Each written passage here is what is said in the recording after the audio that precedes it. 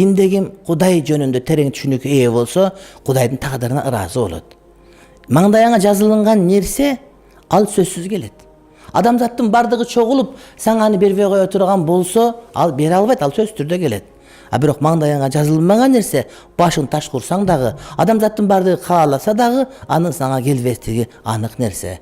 Ошон үчүн Аллахтан тагдырды туура түшүнгөн, Кудайым көкүрөгүнө түшүнүктү салган адамдар Кудайдын тагдырына ыраазы болот. Ошон үчүн пайгамбарыбыз алейхиссалам айтат: Кудайым кайсы бир пендесине, кайсы бир инсанга жакшылык оомат каалай турган болсо, динди аны факих кылып коет. Динди туура түшүнөт, диндин акичүксүн бамдап билет, ислам акыйдасы боюнча туура маалыматы бар деген адам, урматтуу бир тууганым. Мына ошол адам эч качан нааразы болбойт, Аллахтын тагдырына дайыма ыраазы болот. Эгер ошол адам аалым болбосо дагы, бирок Кудайды мына ушул аятын биле турган болсо, ошол бул адамга жетиштүү.